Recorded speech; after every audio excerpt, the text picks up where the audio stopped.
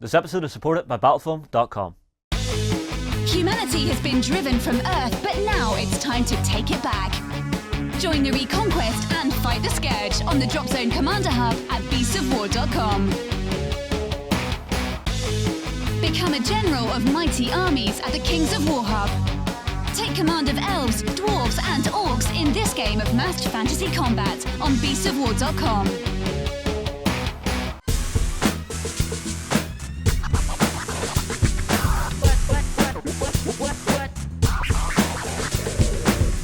Good morning, everybody. It's Az here, joined by Justin and Ben. A very happy weekend to you. Morning, weekender time. It's been a crazy week. Yeah. Not just because it's been busy, which it always is, but things have been a little bit hectic here for some unfortunate reasons as well. If you say unfortunate, I'm calling it an act of God, or just a freak accident. So, this is something, if you want to see in more detail, you can hop on to the backstage. You can get a 7-day free pass. So obviously we have the Sunday XLBS, which you can check out as well if you're a backstage member. So jump on and get the 7-day pass.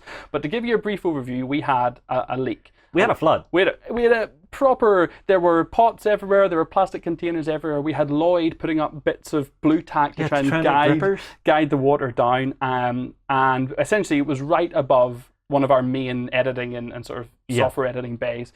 So it was just... It was that moment of...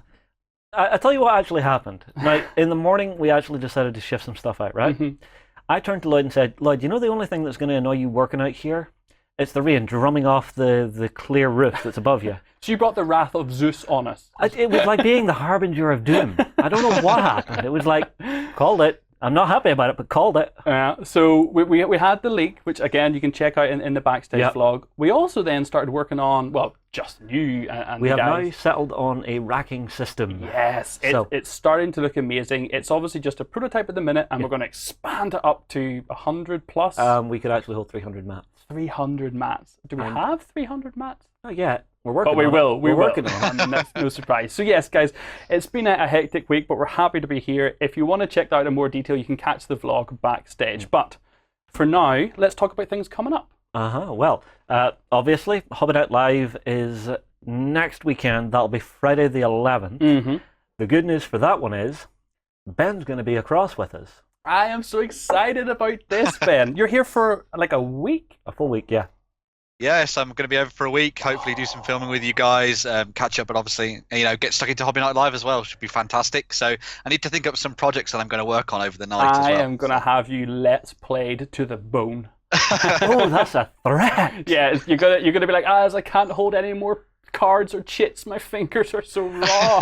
I can't lift any minis. No, please. Well, let's not forget the reason Ben's coming across the week before. We're doing a bit of work with him, yeah. But the following week is Gen Con. I can't talk about it. I get so jealous when I'm with these two. I just get so jealous. You just talk away. Yeah, so the plan is both myself and Ben are flying from Dublin, so it's handier for Ben to come across, and we figured why not have him here for a week doing some stuff with us, rather than him fly in on the Monday, have to go to Dublin on the Monday night, and then fly out on the Tuesday morning. Yeah, at least I've got a chance to get a shopping list and give it to you both, and hopefully you'll bring me back at least one or two treats. I actually have a couple of friends who are starting to ask me to bring stuff back. I'm not. I have one suitcase. One suitcase. It's just a couple of friends. I've got it, it's going to be like this long. Really? Just be Serious? ready. Yeah, just be ready. All right, are you going to rent a cargo container or something for me? I'll work it out. I'll work it out. We'll do something. I get a Thunderhawk dropship for you and just fill it with gear. Okay. So, Hobby Night Live then. Yes. In the backstage show tomorrow in the XLBS, we'll have a bit of a chat about real detail, but we're going to be continuing it with a similar format as we had previously. Yeah. So everybody's going to be working on their own hobbies. We're going to get a chance to have lots of different stuff. I know I've been talking about it for weeks, picked up my own copy of Blood Rage. So John, I had it in soapy water today, getting it ready. So Hobby Night Live, Az learns to paint. Did you scrub it? I didn't scrub it, but we'll see. All right, no, it's for miniature prep. One thing I always do is warm soapy water, and you know the nail brushes you get? Yeah. Just take one of those, just gently scrub it in around. Save that for the XLBS and Hobby Night Live, because I think that's where I'm going to get a real lesson for the first time in 14, 15 years at least in trying to paint something. And Ben, are you bringing stuff over with yourself to work on? I might bring a few bits and pieces over. I'm sort of working on a few bits and pieces for 40k and things, but We'll see. Maybe I'll pick up some projects when I'm over there as well at the same time. But I will definitely have something that I'm going to work on because I'm going to get intently into some painting, I think. So yeah, definitely. My brain is still in the mode of, ooh, squirrel. Ooh, squirrel. Ooh, squirrel. Yeah, looking at Fishman's Kickstarter all the time is doing that to me at the minute. Yeah. I assume you've got your Blood Bowl models. Maybe going to continue with those or something else. I could, but again, I've got the orcs almost finished. Yeah. I haven't had a chance to sit back down to them, so I might work on and finish them off. Maybe move on to the humans. But I don't know. I mean, like, I think I might want to bring in just a nice single miniature and take it to completion, or as near to completion as I can within the time allotted. Yeah, anyone that watched the last Hobby Night Live, I think John was the only person that really got... He cheated because he airbrushed a lot. But he did get a model finished from start to end. So did Lloyd. Yeah, his looked really well. Yeah, me, I spent the whole night painting green. So, Friday, 11th of August, next Hobby Night Live. Super looking forward to it. My first one here in the office, not watching from home in the chat, but I'm really looking forward to it. Actually, that's one thing we have to do, as this is the finish of your first week full-time with us. Yeah. So welcome to the studio, welcome to the community. So we'll send an apology email to you all to say that you're not going to see me more often, because now I've gone from 2 days to 5 days a week. So you're going to see Power to the Meeple more often in the studio, I think. Anyway, so what else is coming up? Well, we have Dunkirk week kicking off next week. Yep. Now, this is going to be an interesting one because it's a themed week, but it's not a themed week about a specific game. Yep. So we've chosen Dunkirk as essentially a time period, an event that we actually want to see how we can game around. So Warren, Jerry Avernos from the site, if you know him, and James Oriskany from the site, if you know him, have all sat down to work out how you're actually going to play your games of Dunkirk and how it can actually work into some of your games. Not to mention that, we're also having a little bit of a glance at how we could maybe transfer a Dunkirk-like scenario to other genres. Yeah. So instead of having it historical, something sci-fi, something fantasy. Yeah, and that's you hit the nail on the head with the key for this kind of theme week, this Dunkirk week. It's that it's not just one game system. We're not kind of following through, like our previous videos. We've just been one game and learning it and picking it up and then having full games with the developers. Yeah. This is us taking a setting, an event in history and applying it out of the toolbox. Absolutely, and not just the evacuation and rescue, but also what came before it, what led up to it. So what we'll do, we've actually got Warren's going to join us and Jim are going to join us. Yeah, and we're going to have Jerry. a quick. But we're going to have a quick chat to them now, just so they can bring us up to speed on what we're going to expect over the course of the week, and then Monday to Friday next week you'll get to see it. So we'll take a quick break, and then we'll jump in with that.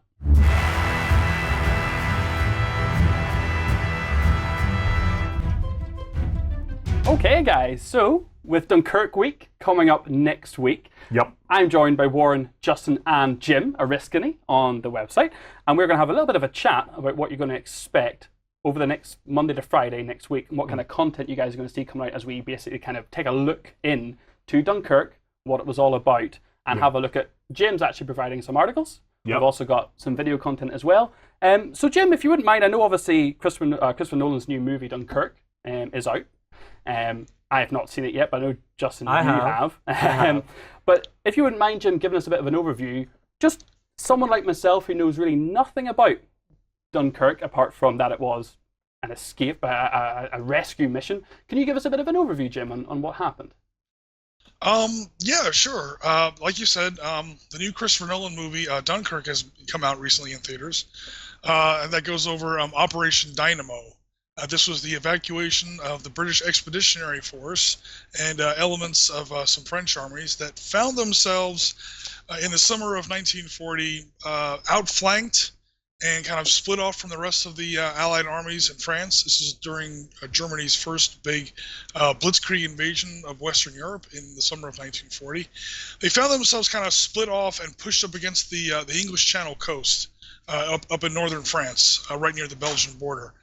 They wound up getting trapped in a pocket with their backs to the English Channel, and right off the bat, British commanders, starting with Winston Churchill, kind of took a look at the situation map and said, yeah, things aren't looking so good over there. We need to get those guys out of there. And so they conceived, first in secret, this Operation Dynamo to try and get them out of there. It was originally estimated to get like maybe 30,000 guys out of there. They wound up getting out over 300,000, and they've been making movies about it ever since. It's a big World War II movie, so we sort of anticipate that everyone's going to be seeing this movie, and then they come home and they're like, "Wow, that was awesome! I want to, some of that to the tabletop. How can we do that? And so Warren reached out to me and he said, is there a way that we can maybe, come out with a series of articles, maybe some interviews about how to bring the battles surrounding Dunkirk. There was no real battle at Dunkirk itself, but the battles around Dunkirk. Is there a way to bring those to the tabletop? And so that's how Dunkirk Week got started. Yeah, this is part of a direction that I'm exploring with Jim and some others of kind of taking the concept of the themed week, but us focusing in on looking at a topic. And they're kind of like in-house themed weeks. So these are themed weeks that are not geared towards any particular system.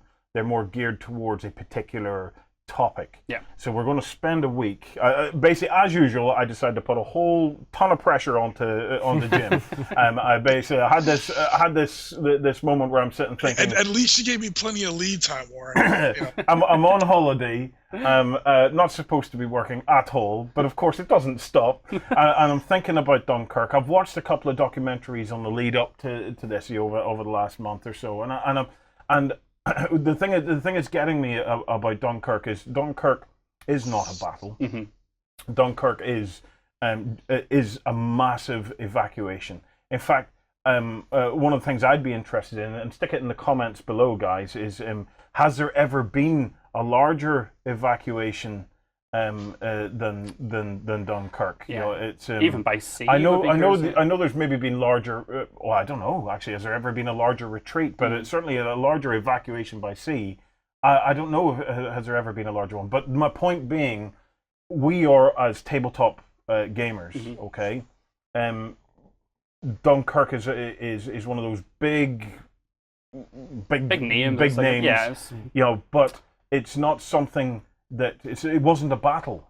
So it was a case of then I wanted to spend a week. So I said, Jim, right, can you help me out here? We have our favorite scales, we have our favorite games. Can you help me understand how we can take something meaningful of Dunkirk and take it to the tabletop? So over the course of the next week, Jim has 5 beautiful articles, and myself, Jim, and Jerry Avernos from the site are sitting down each day. And we're making a little video where we're talking about the article and talking about some other aspects of Dunkirk and looking specifically at how we take something as epic as that and bring it to the tabletop. And not just in terms of historical games, but we're also thinking outside the box, and we'll be bringing you guys as a community into this. How can you take things like Dunkirk into your fantasy games and your sci-fi games as well? Okay. Because here's the thing for Dunkirk. What I would like to maybe see on the tabletop is one of the battles leading up to the point where they're trapped at Dunkirk while they're being pushed back. Might be something to look at for getting it down on the tabletop. Possibly. There's some very, very often played and famous historical battles that lead up to that. One of the most famous ones off the top of my head. I was actually rewatching some of the Desert War, Flames of War boot camp, and I was watching John's video about building the 88, and he was talking about Rommel's first use of the 88 against the British Matildas. That's the Battle of Arras. That's exactly what Justin's talking about. That is that German hook that actually captures this army up against the coast. The British, it took them like 2 weeks to do it. The British did see it coming. They just couldn't stop it in time. And one of the things that they tried to stop it in time was to launch this very famous was supposed to be an armored counterattack. It sort of didn't really work, and it was small enough where it still was scary enough for the Germans to say, "Hey, we need bigger anti-tank guns." And that's that famous episode where Rommel looks over his shoulder. He sees some Flak 36s sitting over there. He's like, "I wonder how those would do against British tanks." That's exactly one of the battles that Justin's talking about. So what we're hoping then is that by the end of the week, regardless of what type of gamer you are, you will learn something about warfare that you can, and you'll learn about warfare and in a means that you can bring to your tabletop. So with some lateral thinking, regardless of what sci-fi you play, what historical you play, what fantasy you play, you'll understand the core elements of Dunkirk and how and different options of how we can connect it to the tabletop and feed back on that as well. There's a couple of things I'm particularly interested in as someone that's really kind of starting to learn about Dunkirk, as from talking to Jim and reading through. Without spoiling anything, Jim, how did you go about approaching, whether you have a victory, because would we consider Dunkirk? They planned to get, they estimated 30,000, but they got 330,000. I mean, that seems like a win. Well, we've got to be careful here because some of this we are going to cover. We're going to cover next week. We don't want to do too many spoilers now. But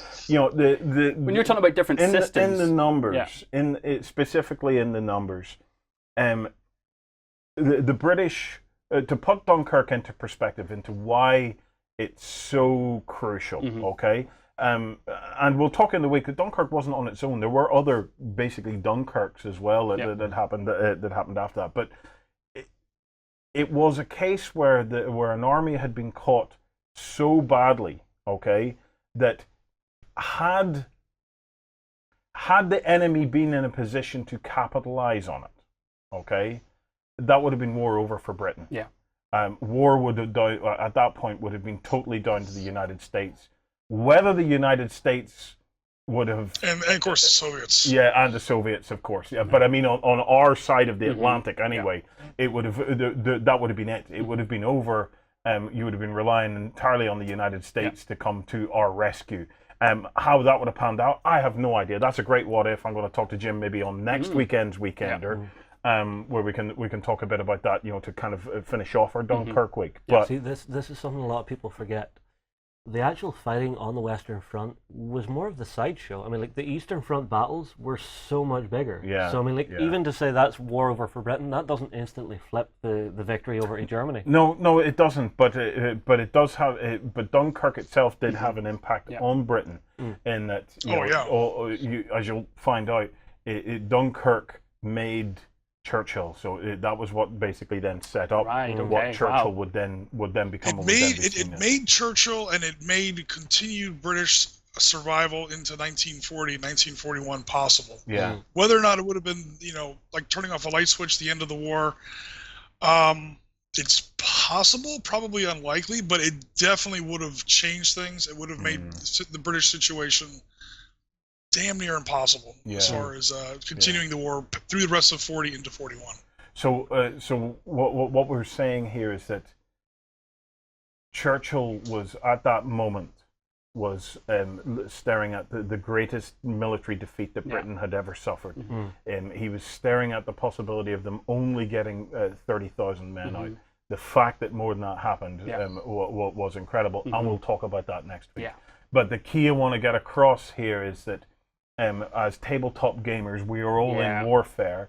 So whether history or whatnot is your thing, there's a technical and tactical and strategic aspect to this that with some lateral thinking it makes all of our games a lot more interesting. I think you'll enjoy it. One other thing that we're trying to do, so this is a nice to have if we can do it. We're going to have Richard from Two Fat Lardies coming over. Oh, fantastic. They're the creators of Chain of Command. Yeah, so this is why I was talking about possibly doing a battle leading up to Dunkirk while they're getting pushed back across France. We've reached out to a number of them, so we're hoping to have some additional reading material from the guys at Battlefront, from the guys at Battle Group, from the guys at Warlord. Over the course of the week, as those guys, we've reached out to them to say, have you anything cool to say on the matter? We'll be posting other bits and pieces as that comes in, maybe in the forums or whatever. But we're getting Richard from Two Fat Lardies over, the creators of Chain of Command. So all being well, we're going to try and do a little bit of a Dunkirk Let's Play of Chain of Command, and we will do our best to get it out during the week. If we can't get it out during the week, we'll get it out as soon as after. But it's a nice way for us to be to explore topics in a slightly more system agnostic way, where we're going to touch on lots of systems and explore how we can use it even in other genres. Options you wouldn't normally have, like the terrain, like the civilians obviously getting involved in it. Like, how do you decide what is a victory for either side? And I think you mentioning that playing into a bunch of different systems and how it will be something you can translate into any game is key, and that's a big part that I'm interested in. So it's a mini focus. We cover at least 6 systems in the article series. Oh wow! Okay, cool. Good tease. It is going to be a lot of fun. I'm looking forward to myself, Jim, and Jerry sharing with you guys over the course of the week and seeing how you get on. So, Jim, I'm looking forward to this, mate. Absolutely. Thanks very much for bringing me on board. Not a problem. This project. So, and then, like I said, we'll try and get Jim on at the end of next week to talk about some of the deeper potential repercussions of what might have happened had it all went completely south. Fantastic. All right, well, look, thank you so much, Jim. We will take a quick break and we will be right back. Fame and fortune awaits in Blood and Plunder. Set sail in the golden age of piracy and claim the riches of the Caribbean at beastsofwar.com. It's time for 28mm World War II action. Will you recreate history or reshape it your way? On the Bolt Action Hub at beastsofwar.com. Ben, your own thoughts? Yeah, it's going to be fantastic. I've had a quick read through of some of the Dunkirk stuff already myself, and it's going to be really interesting seeing how this all evolves into the different gaming settings, and of course learning a little about the history itself, because obviously the film came out and it was fantastic, so it'll be really nice to see what it's like for tabletop gamers to get used to and what kind of avenues you can come down to get stuck into this. So yeah, I'm looking forward to reading it properly and seeing what everybody in the comments says as well. So, I must admit, the film's an interesting one for me because Christopher Nolan, love him, a big fan of a lot of his work, but it looks, the movie looks incredibly engaging and just such a feast for the eyes. But I'm not the best around water, and particularly kind of enclosed places underwater and drowning and those kind of things. Those is this a phobia? Those are I don't know. Things that kill you. Are you allowed to have a phobia of them? Yeah. I don't like spiders. They can kill you. Yeah. Well, yeah. So it's just one of those things. I want to go see it, but I need someone to hold my hand. I will say I've went and seen it. It's a really, really good movie, and it breaks down really strangely for me. So when I was watching it, the way the movie goes is you have 1 week on the beach of Dunkirk. 1 day on a boat that's coming across from England to save the people at Dunkirk, and 1 hour in a Spitfire, which is fighting over Dunkirk. Wow, okay. The way they've actually broken down the timeline, I find it really jarring.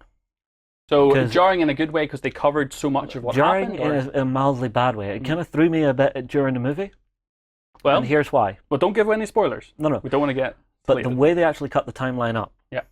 So you start at the beginning of the week in Dunkirk. You then jump to the boat. And as you work through the movie, the week, the day, the hour are all closing in on each other to a single point. Okay. So it feels like you're going forward and backward in time, seeing things happen again. That is interesting because obviously confusing. It was with the way that they were being closed in around Dunkirk. That kind of use of time and the way that's been edited together is an interesting tack. Here's me worrying about spoilers. We know what happened, but obviously not in the movie. Exactly. You don't know how it goes in the movie because it's very focused in the movie on this one guy trying to get off Dunkirk. Could we get royalties for this, Christopher Nolan? No, we can. No, I doubt it. I doubt if Hollywood is ever going to knock on our door. Well, never say never. Never say never. You might need to play a chaplain or a apothecary at some point. We'll get you in some power armor. You just never say never. I'm not jumping into a Space Marine movie. Okay, so in other news, Ben, what is first on the agenda today?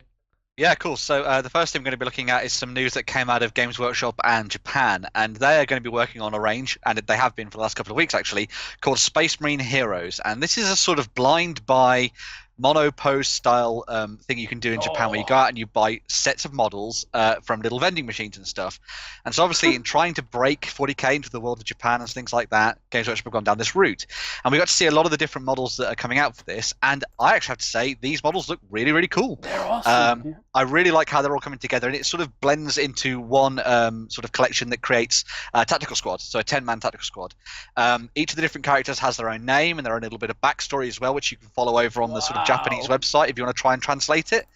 But yeah, these are really interesting, and it'll be very fun to know what people think about sort of whether or not this is actually going to do a lot of work for Games Workshop over in Japan, whether or not it's going to work. And obviously it'd be really nice to see these over here in the UK as well. Yes. I know a lot of people who really like these models. So, yeah, so we've still got those machines where you put 20p in and you turn the knob, you get a plastic egg and you get like a bouncy ball or a mini yo-yo that's not good for anything. Yeah. And this is the same thing. But with a very cool miniature. A very cool Space Marine. The facial expressions on those guys really looks fantastic. You see, here's the thing. The market in Japan is a completely different monster. Yeah. In Japan, it's much more about the collection, actually having it looking nice on a shelf. Yeah. So that's why Gundams are so big. You collect it, you put it on a shelf after you built it, it looks great. Yeah. Whereas they don't really take them down and play with them. Which is why this is interesting, though, because it's going to be a collection, yes, because obviously there's a certain number to the set, but it is random, so you're kind of going to have this. I've got 2 of this guy, but you've got 1 of him. Do you want to trade? Do you want to? That blind buy thing, because that's a big seller as well. Oh, super interesting. Really, it's why collectible card games do so well. You know, there's a reason we call it cardboard crack. It caught me by surprise. I did this to me is definitely a new tact. It's a clever one, and it's nice to see them taking an experiment and rolling it out like that in a different market. Yeah. I wonder how they would take off here. Would you I'd do buy it? You do it? I'd buy it. But see, once you are on to your like 15th or 20th or 30th turn, and you just can't get the last one for the set, like. You see, I don't know, because of the way it'll be. If you and say even you and two mates are in picking them up, you'll pick it up. You won't get the right one. Yeah. You'll pick it up. You won't get the right one. You'll get the one that your mate has. Yeah. And he has one that you need. So trade. Yeah, but then I complete my set before you, and I'm like. Maybe.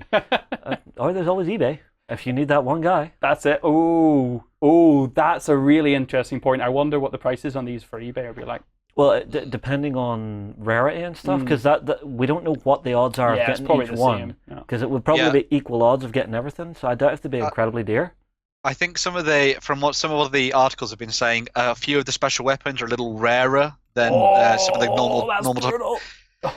Than some of the normal tactical squad guys. So it might be the case that some are a little bit more rarer than others, and especially the captain as well. I'd imagine he's not captain, sergeant. Yeah. I'd imagine he's quite rare too. But it's a very novel concept, and it's an interesting way of trying to break into the Japanese market, and maybe it'll get people, because obviously these all come in the sort of blue plastic that we've been seeing from the likes of Dark Imperium, and looking obviously into the like sort of. The 3 packs you can buy as well. So it'd be nice to see whether or not people actually start to take these beyond just collecting them and actually start painting them as well. So, people going into their local games workshops in Japan and buying paints and stuff and getting stuck into it from that sort of hobby side as well. Would you buy paints from a random vending machine? No. I really need Ultramarine. No, another toy set. So we've also got some GW news for ourselves as well, though, Ben, right? Yeah, so this weekend sees the release of a whole bunch of different pre-orders over on the Games Workshop website, starting with the actual multi-part kits for both the Intercessors and the Hellblasters. So the sort of core troops that you're going to be looking at to build up your Primaris forces, they now have them, so you're about to go and pick those guys up. So obviously in the Intercessor kit, you've got all their bolt rifles and all the different variations that come of them, as well as the grenade launchers and things that they come with. And then the Hellblasters are along with their huge, awesome plasma carbines and their heavy plasma weapons as well. And they're all looking very, very snazzy indeed. And it's nice, obviously, now to see these actually come through as a multi-part kit, so people can start to mix and match things, dig into their bits box from when they were collecting all the other Space Marine chapters earlier in their life, and start to add a little bit more customization to these as well. So you can start to see a lot more of like the Space Wolves and the Blood Angels thrown into the mix, because a lot of their different components actually work very, very nicely together. So it'd be nice to see what people come up with when it comes to these. Yeah, I think Justin, you and I both have a favorite model from each of these each of these sets. All right, I'll do this one first. Yeah. See the guy that's just holding his rifle by the actual handle? Yeah. Just he's the middle guy on the left. That is just such a nice pose. It's just like, hell with plasma, I have a bolt pistol. Yeah. It's just that dynamic kind of. I wouldn't always have my sort of plasma rifle up. I would a bit a different alternating. And for me, it's the sergeant in the front of this one with the gun over the shoulder using the strap. Like it looks like it's actually hanging off. It's actually hanging off. Look at his forearm. Yeah. There's a little opening. That he's actually he's checking his little aspects there. That is very cool. Yeah, that's really nice. I think they've done a fantastic job with these. Cool.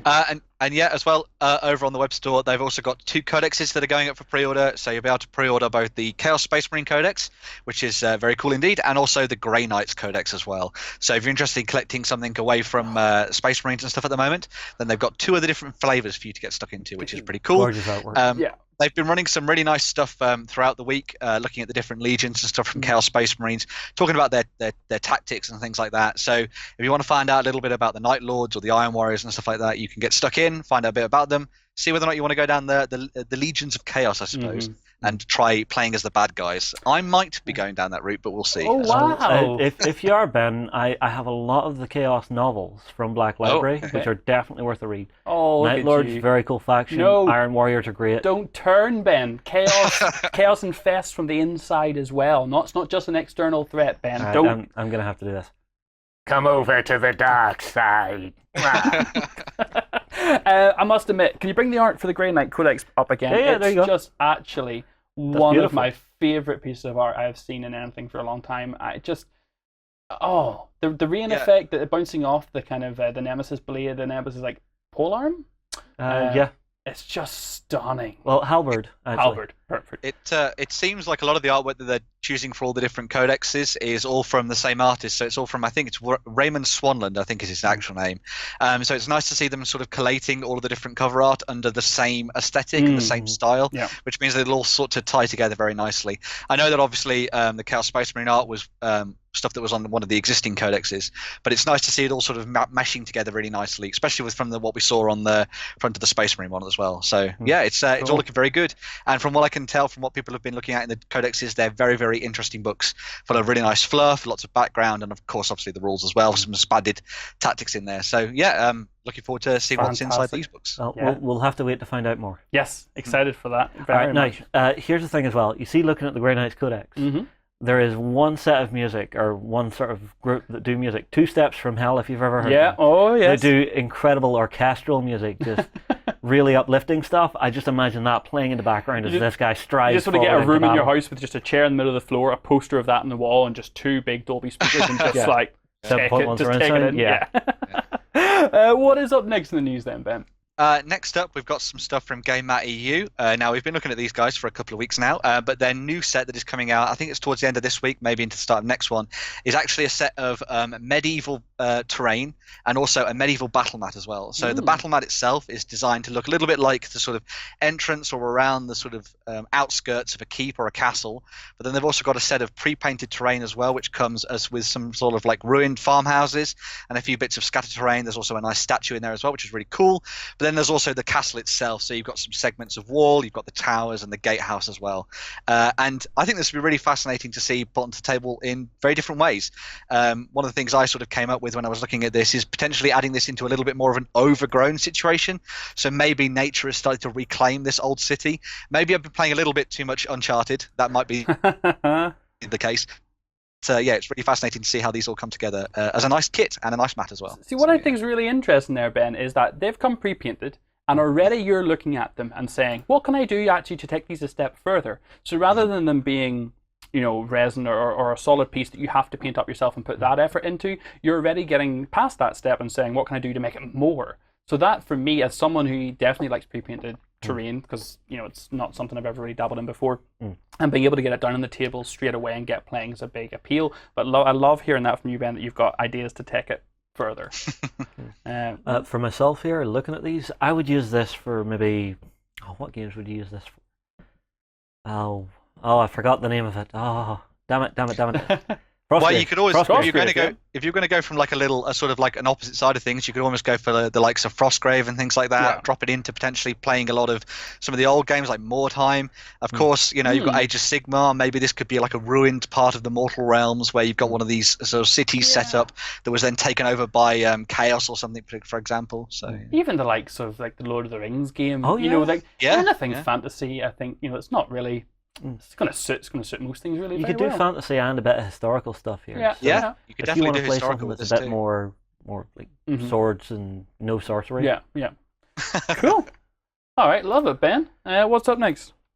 Next up, I think, is something that you've been looking at, actually, and this is from Z-Man Games, and I think it's Majesty for the Realm, I think, as. Yeah, I'm absolutely in love with this. Now, it's unusual for me to get super excited about something when there's very little information for it, because this has just been announced from Z-Man Games. It's essentially from Marc-Andre, the guy that made Splendor, and that is one of my all-time favourite games. And one of the big things that we're seeing from this with Majesty is it's just absolutely gorgeous looking. For me, it's got this Middle Ages, you've got your brewery, you've got your guardhouse, your barracks, but it's got this really gorgeous aesthetic. And right now, all we're really kind of seeing is that it's going to be a resource management system, as far as we can tell, where you're going to be drawing cards, you're going to be trading them in, you're going to be trading in either attack and defend and farmers, for example, to then get victory points or resources of some type.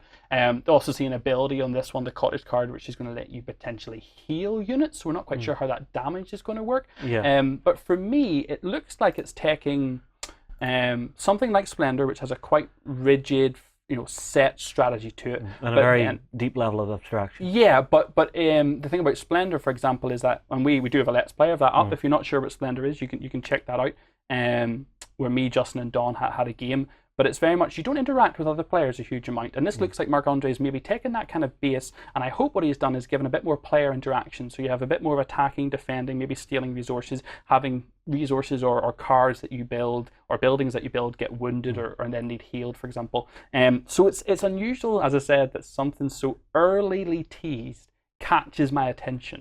But the publisher, from Z-Man, the designer from Marc-André, and just the art style has all caught me to the point where I'm getting worked up and excited for this already. So yeah, if it's, it's a board game, it's always a good place to get started, but I'll be keeping an eye on it over the next few weeks. They have promised that I think every Monday for the next 3 or 4 weeks, they're going to continue to release information on it. Right, so basically you're going to be here 9 a.m. Monday morning. Yeah, just come on, please. Because I think it's always a bit risky to start getting your own thoughts on what something is. You should just let the designer do it, but I couldn't help but get a bit overwhelmed on this one. Well, it's from your favorite designer, and it does look beautiful. Yeah. Now, from what I'm seeing here, you've got this lovely artwork that actually links into each card as you build it. Yeah. And actually just builds a nice little bit of scenery. And they've got, so it's unclear right now if it's going to be like a deck builder. They've got on the right hand side there 3 more buildings and 3 more cards then that they are yet to reveal. And I assume that's what they're going to tease out over the next while. It's a huge win for me. I just hope it continues to be that once I get more details. Cool. All right, what's next? Next up, we've got some stuff out of Zenit Miniatures. Now, they, a couple of years ago, were on Kickstarter looking to fund a lot more of their sort of fantasy, sort of Japanese mythology stuff for both Kensi and Tori, which is their sort of skirmish-level version of Kensi. And 2 actual of the monsters came out this week, which are very, very cool indeed. So we have the Jumboko, which is the strange blood-drinking tree that is sort of brought to life on the battlefield as it drinks the blood of the dead. And then what it does is it sort of hangs around the edges of forests, trying to ensnare people and suck them inside. So it's a little bit like, a vampire tree, I suppose you'd say. So very, very weird indeed. And this is followed up as well by the Onmoraki, which is like sort of strange skeletal bird that you see there. They are also brought to life by the dead soldiers and stuff around battlefields, but they have a very specific purpose in that they go around and harangue neglectful priests. Now, I may be slightly wrong on some of these details, but from what I read anyway, they decide to sneak up on sleeping priests who are neglecting their duties and then harangue them in their own voice with a sort of form of mimicry, which, when it comes to sort of demonic creatures, isn't too bad, I guess. At least it's not trying to kill you, I suppose. But these are very, very interesting looking creatures and stuff for Kensi. So, Here's me trying to bring some nice, light, beautiful, attractive art, Ben, and you bring us trees with teeth and gums, and it was all fleshy inside. Oh, you like this? Yuck! No, I don't like it. I'm looking at this and I'm getting all flavors of like Evil Dead. Yeah. Oh, yes, actually. And even the bird thing, I actually don't like the idea of being haunted by my own voice. I actually think that would drive me mental. No, I don't think it would do me much harm. Yeah, I guess maybe I'm used to the sound of my own voice. I don't know. Maybe I talk too much. But yeah, it's really fantastic to see them actually looking towards a little bit more of the fantasy side of things. Over the past couple of weeks, they've been designing a lot of sort of skeletal armies and stuff, so you're seeing a lot more sort of undead Japanese things coming together. So it's nice to see them looking towards the fantasy as well as the sort of semi-historical side of things, which means when you're jumping into something like Kensi or Tori, you can approach it from a very different genre. So if you're very much more historical minded, you can look towards that side of things. Or if you really like the fantasy aspect as well, maybe you've been playing a lot of Neo and stuff on PlayStation 4 or whatever, that's that kind of sort of aspect of it sort of drawn in at the same time. So yeah, it's nice to see them sort of branching it out and branching out. Well, there you go. That's a bit of a pun for an undead tree. Oh, that's really horrible, Ben. If I had to explain it, it probably ruins the joke as well. But there you go. So some good stuff. Okay, well, look, that's most of the news covered. We actually teased something a little bit earlier that we're now going to get into. We actually had Jez Bickham from Games Workshop join us in the studio and give us a bit of a chat overview of the Grey Knights Codex and also the Chaos Space Marines Codex and a little bit of his history and what he's looking forward to in the new titles. So we're going to take a quick break and then we're going to come right back with that. Hi guys, I'm Mel the Terrain Tutor and you're watching The Weekender on beastsofwar.com. Okay, everybody, so myself, Az, and Justin are joined by Jez Bickham from Games Workshop. Mm-hmm. Hello, Jez. Very welcome to The Weekender, sir. Hello, thank you very much. So I am incredibly excited about this because Jez is with us to give us a bit of an overview of Chaos Space Marines, the new codex that's coming out, and also the Grey Knight Codex, which is coming out as well. All right, well, first things first. Jez, there are some people out there in internet land who may not know who you are and what your role is within Games Workshop, and actually a little bit of your history in the company. So could you maybe introduce yourself to everybody out there in internet land? Yeah, sure. So my name's Jez. I'm the creative writing manager in the Book and Box game studio at Games Workshop. And that means I look after all the guys that write our rules and all the background for our main range books. I've been doing this role for about a year or so.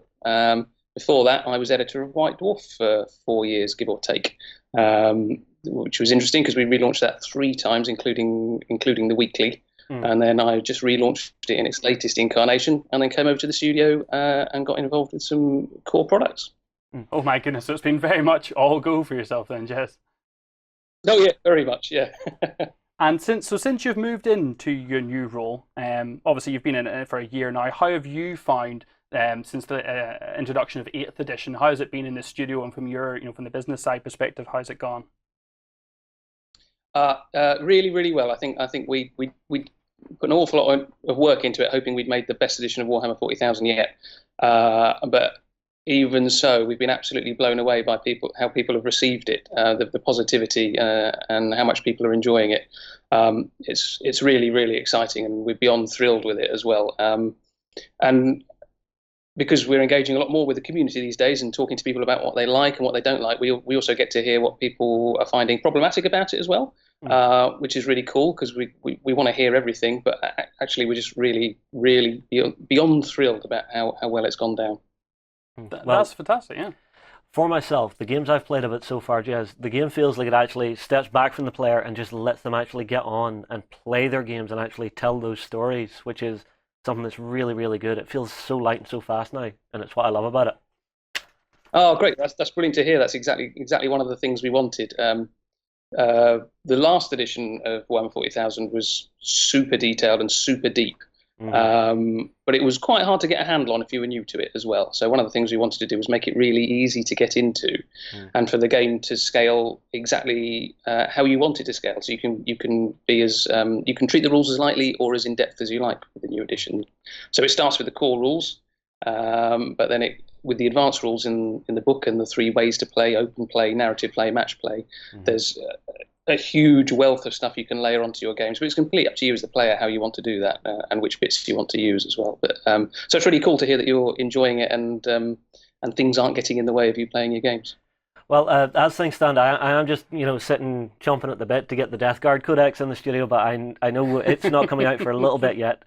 What is coming out, however, is the Chaos Space Marines. So, first question has to be, if you're new to the game and you've never heard of them before, who are the Chaos Space Marines and what are they getting up to in the world?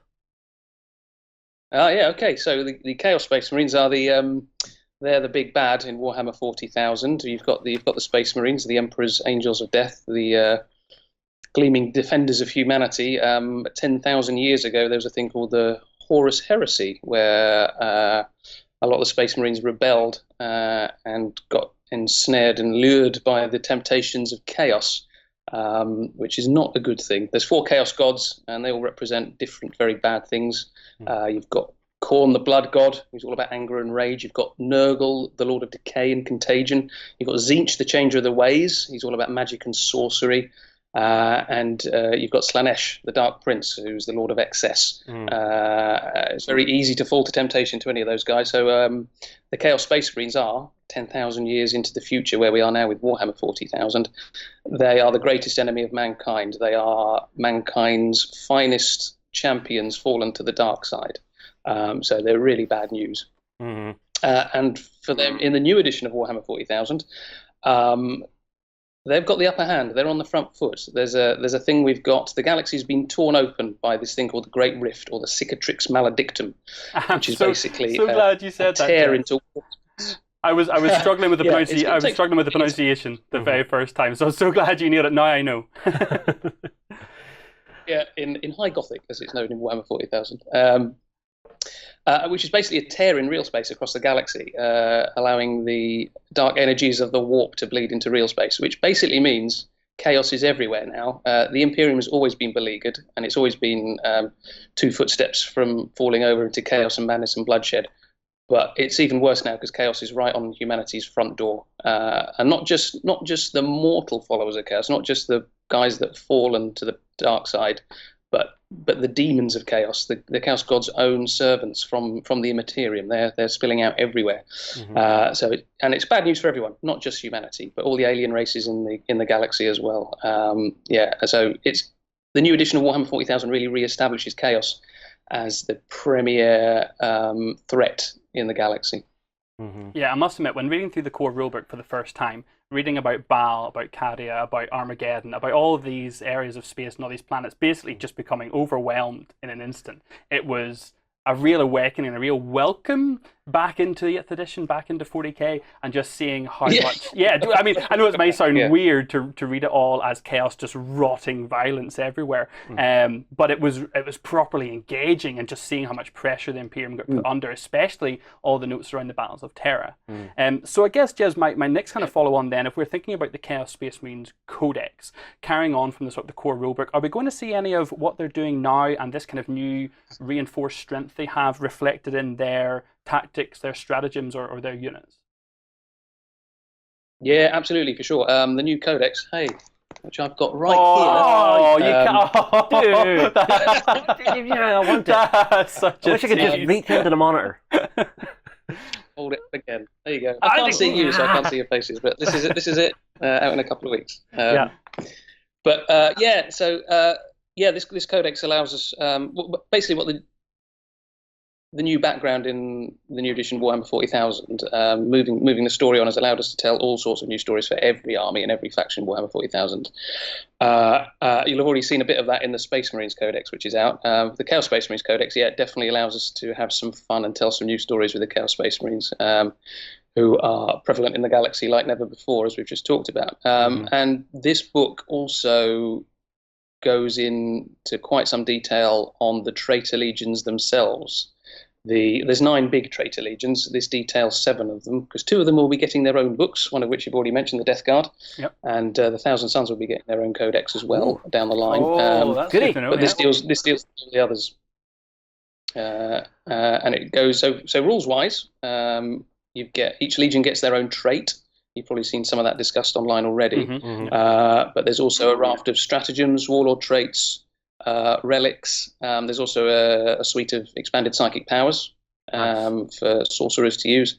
So there's a lot of chunky rules material in this book which reflects the rising power of Chaos, and in particular the flavour and feel of character of each of the traitor legions. And also, it's worth noting, the Space Marines that have recently turned to Chaos, the ones that didn't turn to Chaos 10,000 years ago, but may have only just recently turned to Chaos, are known as Chaos Renegades. And we've got a chapter trait, listen to me, a Legion trait, let me get that right, for Renegades as well. So if you're collecting an army of Chaos Space Marines, but your story for them is they've only recently turned to Chaos, they're not one of the original traitor legions, we've got you catered for in this book as well. So and of course, in the background section of the book, there's all sorts of nice little stories and vignettes which pick up what's going on now. So there's all sorts of new things in there for old fans to pick over, and a wealth of material for the newcomer too. Lovely. Absolutely lovely. Well, I mean, you actually touched on something that I'm obviously very, very curious about. In Chaos, you have the 4 great powers. Now, Khorne doesn't do psychic, but the other 3 have a very specific flavour of psychic powers. Jez, are we really going to see a lot of flavour coming from those psychic powers for theming forces and stuff? So this book obviously treats Chaos Space Marines as a whole. In the Death Guard Codex, you'll see a more specific psychic flavour for them in their own book. But in this book, there's as you may have seen in the Index books we've already got out, in Index Chaos, there's a Dark Hereticus discipline of 3 spells. This one is, in this Codex, that's expanded to 6, but there's also a specific psychic power for each of the 3 psychic using Chaos Gods. Nice. So there's a Tzeentch power and a Slaanesh power and a Nurgle power. So yes, there's a modicum of God-specific psychic power in this book.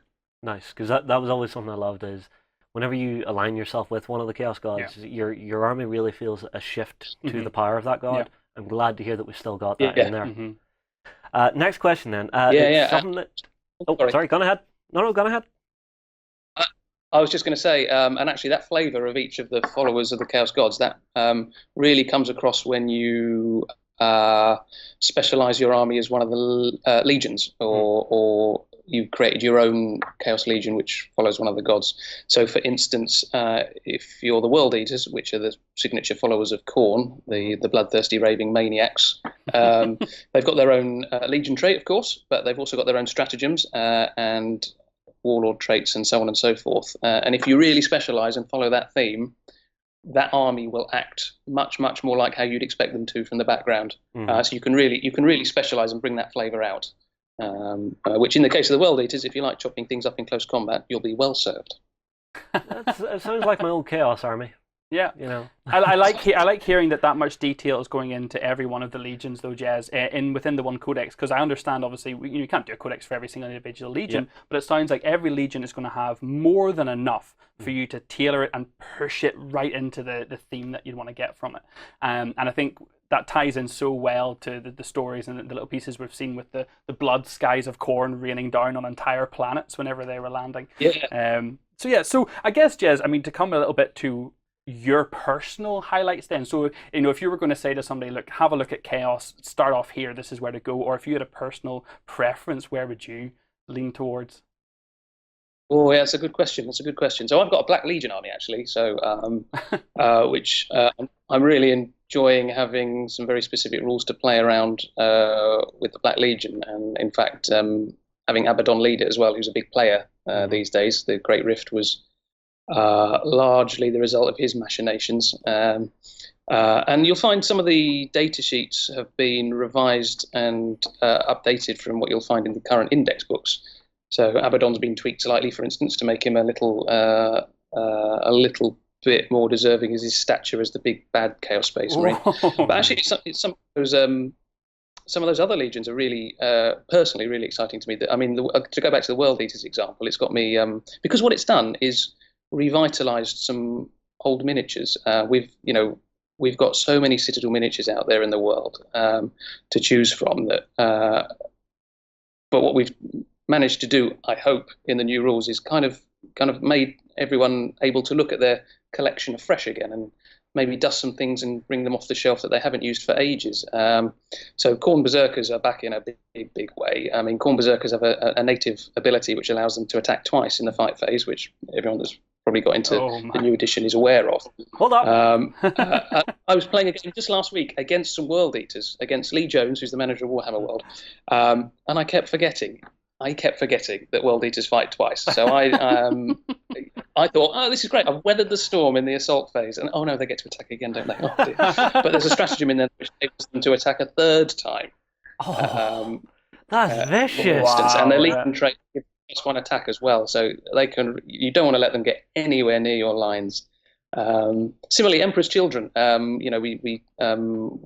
We sell the Noise Marine miniatures, which are lovely. I've got some of those in my Black Legion army, and this book's tempting me to buy some more to make my own little Emperor's Children detachment as well, because they get some really cool rules as well. They're able to shoot more. They're able to, when they die, in a fury of ecstasy, they get to shoot and fight again. And they also get to fight first in close combat because they're perfected their martial skills. So even things like that, there's so much flavour and rules to play around with. But yeah, those are the two I'm personally looking at the moment and going, what can I paint next? What would be fun? What would be fun to play with next? That's absolutely awesome, Jez. And I think one of the points you talked about dusting off those old minis is something we've really seen in our community, where people have been bringing back 30k models. They've been bringing back models from previous generations and bringing them in, because now you've got the Great Rift, you've got time fluctuations, you've got all these interesting things happening, that you've opened the door to so much flavour and so much creativity to happen. This is what I'm doing with my Death Guard. Exactly. Because I mean, I've done Chaos before, but I want to go down a different route. So anything that's Chaosified or Chaos Marines that I don't want to do again, I'm going to go and grab some of the old Heresy miniatures and bring them in as those troops. Yeah. And I think that's going to look great on the tabletop. Yeah, absolutely. Yeah, okay. Brilliant. Shall we have a bit of a chat about the next Codex? Yes. Yeah. So this one excites me a lot. Yeah, sure. So the Grey Knights. I mean, obviously, even if you know very little, they're shrouded in secrecy and mystery. But Jez, can you give us a bit of an overview, just initially, who are the Grey Knights? So the Space Marines are the elite of the Imperium's fighting forces. Behind them, you've got the massed, untold billions and trillions of the Astra Militarum, or the Imperial Guard, which does the vast majority of the combat work in the 41st millennium. But the Space Marines are the tip of the spear, and they're the guys that really stand ultimately against the darkness. And at the tip of that spear, you've got the Grey Knights. They are the most secretive, the most elite chapter of the Space Marines, the most unknown and unknowable, and they're really the thin silver line that ultimately stands between humanity and darkness and corruption.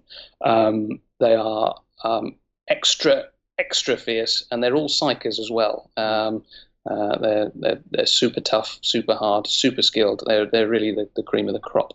The last line of defense against chaos and psychic horror, basically. Well, I do remember there was one of the Black Library novels I read. Oh, it's years ago now. I can't remember the name of it. Maybe you will, Jez. But it was about the Grey Knights, and they went to this world where they actually found, I think it was like the very first Titan ever made. Oh, wow! And this Titan had actually been infested by a demon, but the demon had been in there so long it forgot it was a demon. So the main character actually had to remind it before he could use his psychic powers to actually defeat it.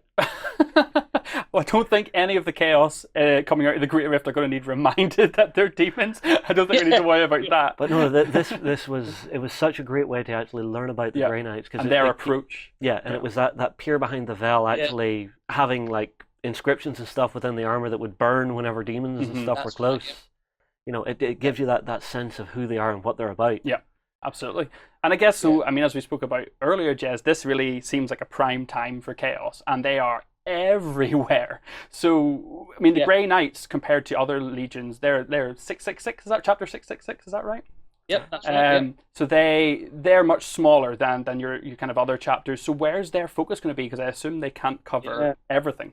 There's a mere 1,000 of them, but 1,000 Grey Knights is worth a lot more than anything else. It means with the Great Rift here, it means their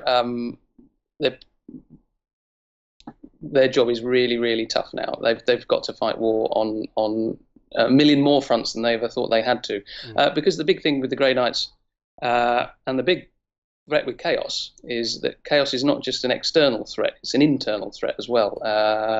You fall to temptation, you become a beacon for demons if you're an untrained psyker as well.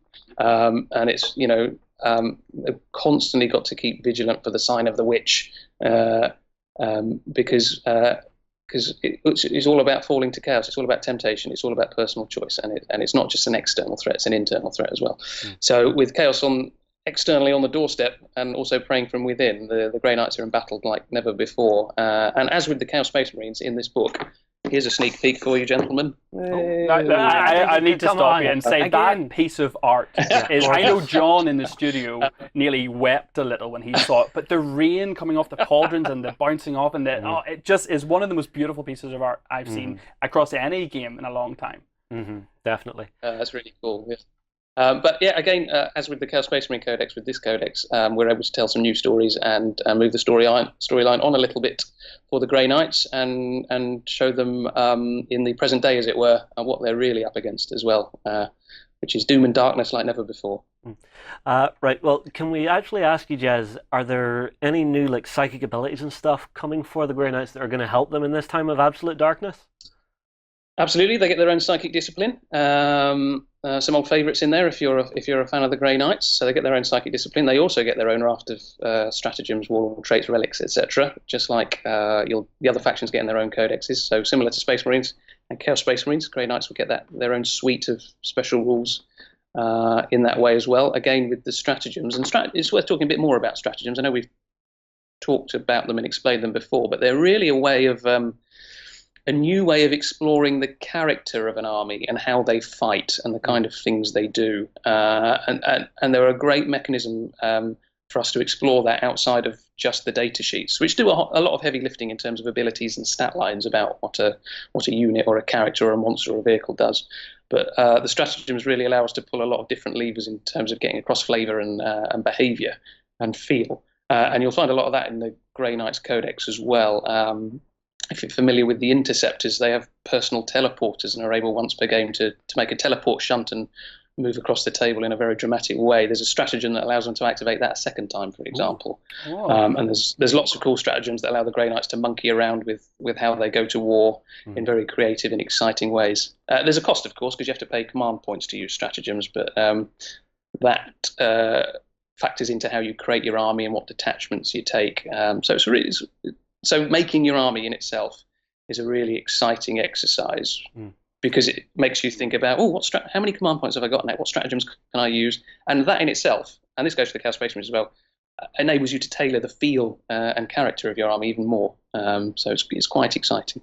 And I know you mentioned previously, Jez, when talking about the Chaos Codex, that you've actually made a couple of stat line changes between the indexes and then the Codex. With the Grey Knights, I mean, to take it one step further, being a bit cheeky here, are we seeing exactly the same miniatures from the index to the Codex, or is there anything new in there, any new characters or new units we could expect? There's one thing springs to mind, which is we're now letting you take a Grand Master on a Dread Knight.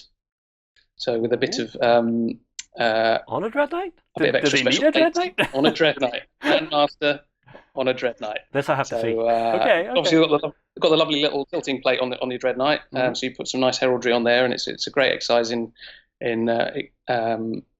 flashing your painting skills around because you want to make it a bit special. But yes, we've got a data sheet for a Grandmaster on a Dread Knight. This sounds amazing. Yeah, I'm on board for that. Because one of my kind of next questions was, and it's funny enough, Jez, you hooked me so hard there, because I'm a Tau player from when I was a teenager. I'm getting back into Tau now. I do miss a little bit of jump, move, jump, jump, shoot, jump. But I am loving Tau at the minute. But the thought of double teleportation around the map and those kind of movement shenanigans has just made my brain light up with excitement. You're going to have to wait for the Tau Codex. I know. So. Tell me this then, Jez. So if I was to get started with the Grey Knights, what's the staple of the army, or what would you recommend? What kind of units would I be building an army around? Oh, I think you definitely want to start with your strike squads and your Terminators. They're the building blocks of a Grey Knight army, and they in themselves are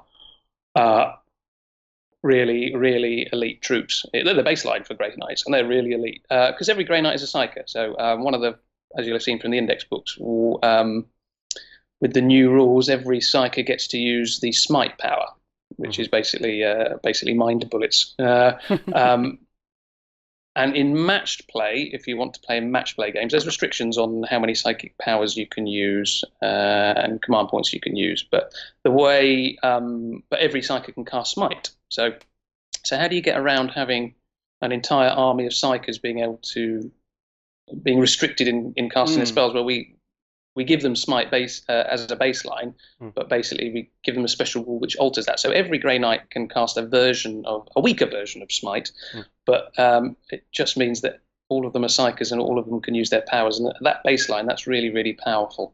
And then with other troop types, you'll get to play around with different psychic powers. But yeah, you definitely want to start with your Terminators, which are double plus hard, and your strike squads, which are particularly tough anyway. So they're pretty good. Well, that's exciting times for everybody. I mean, like, Chaos is getting their bet, Grey Knights are getting there, Space Marines are now out. I'm just waiting on the Death Guard. Yeah, I can't believe how impatient we all are being, but it's a good impatience. It's an excited impatience. Yeah, it's that thing of you want to lay your hands on it, you want to start playing the games, and I think that's what 8th has done more than anything else for Warhammer 40k. Yeah. All the old players are looking at it, coming back in. New players are finding a much smoother transition jumping into the game. So I think overall this is great. And I'm really looking forward to getting my hands on both these codexes to have a read at the stories. Yeah, fantastic, Jez. Any final thoughts from yourself, Jez, or any big things you're looking forward to once these two hit? Any reactions from the community that you're looking forward to seeing? Oh yeah, we're looking forward to any and all reactions. We as you know, we using a broad base of external playtesters to help us with our games these days. Because we just want all sorts of feedback. We want to know what works, what doesn't work, what ripples rules decisions have on the rest of the game. There's so many variables in a game like Warhammer 40,000, so many awesome Citadel miniatures with their own rules that pulling one lever inevitably has an unseen consequence somewhere else. So we're using playtesters. We're listening to the community. We're always looking at the internet and seeing what people are saying. We're welcoming any and all feedback via our community site. and Facebook pages and social media, and we listen to it all. We're in a great place now where we're talking to people, we're listening to people, and it's just really exciting. Every release we have, and there's a lot coming, creates a lot of feedback. What's really encouraging is that most of it's positive, but it's great also to hear the stuff that people are criticizing and may have problems with, because it enables us to. You've already seen all the FAQs we've done, right? Yeah. Because we're able to be responsive to some of this stuff if we think we should act on it as well. So we can turn that around, and that just helps improve the game. Listening to feedback and acting on it where warranted just improves the experience for everyone else. So that's really exciting. But there's so much stuff coming down the pipe. It's going to blow your mind, and it's going to be so exciting for us to see our customers react to it as well.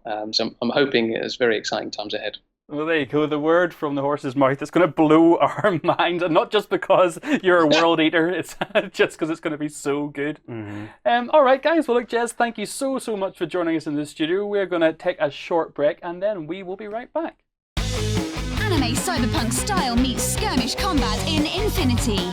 Experience 8 high-tech factions and fight to control the human sphere at the Infinity Hub on beastofwar.com. Progress comes to a world of magic as science and the arcane combine to make marvels. Meet steampunk inventors and orc mystics at the Volsun Hub on beastofwar.com. I always love getting guests in for Oh interviews. yeah, it makes it. Yeah, well, it's one of those things. It's nice to actually hear what's going behind the curtains and actually finding out more about what the designers think of it, if that makes sense. Yeah, and how they react to the community, how it's landing, all that kind of stuff. Exactly. Yeah, Exactly. All right, well, let's round out the show with some Kickstarters. Some wallet ticklers. This first one. Oh my god. We were talking about going half and half on this because you were talking about going half and half on this, and I was biting my knuckle going, because it's really tempting. Yeah. So the first one we have, the first offering is Who Goes There? So this is being made by the guys at Certifiable Studios, and it's basically a board game adaptation of the Who Goes There novel. Now, if you don't know what that is, if you've ever watched The Thing, this is the book it was based on. Yeah, it's the novella. Yeah. And look at the art style, lads. Don't you just love it? Just don't do this to me, man. Don't do this to me. Yeah, the art style, if you want to pull on down through, of the characters in this game are absolutely stunning. So the whole premise is that it is a cooperative game.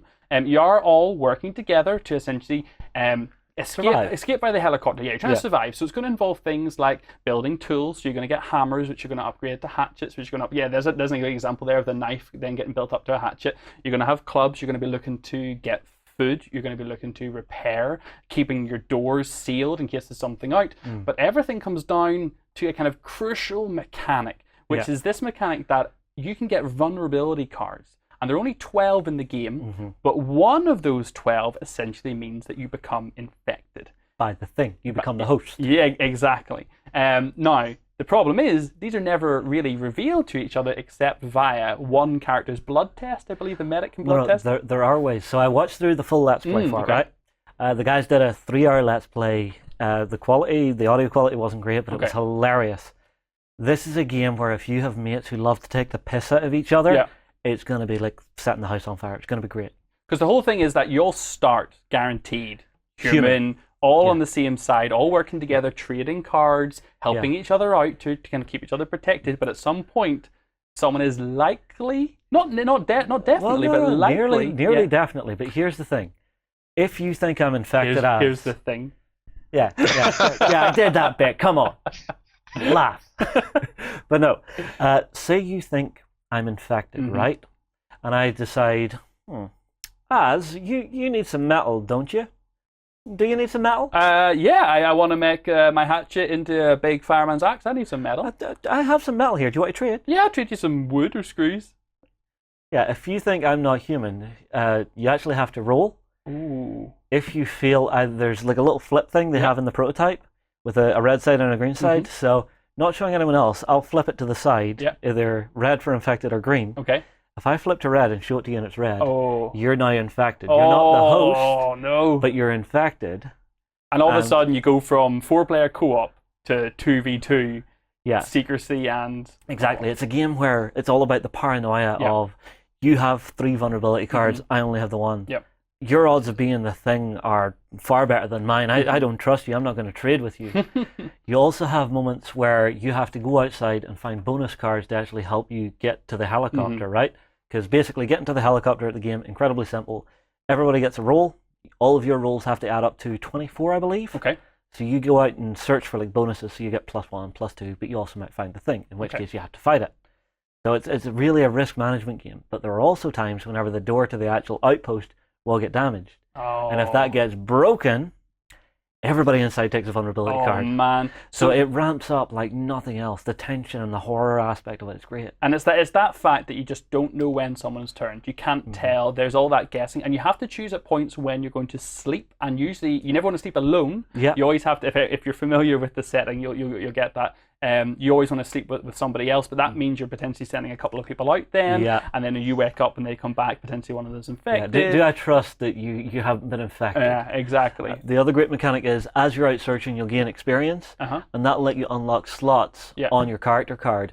And then each of your characters plays a lot differently from each other. Yeah. The guys have done a ton of videos whole pile of content, explaining which is great. lots of different things about the game. And then show some of the art off. You keep scrolling down, you can see some of the stretch goals and things, and you can see some of these characters are just fantastic. So you've got the leader, you've got meteorologist, physician, the cook. The cook is incredibly important because you also have food rounds. Yeah. Where if you're not able to eat, you'll take a strike against you, and each player can only take 2 strikes. On your 3rd strike, you're dead. So you've got fear of survival, fear of actually eating, and fear of everyone sleeping, around you, and fear of everyone potentially becoming infected and taking you over.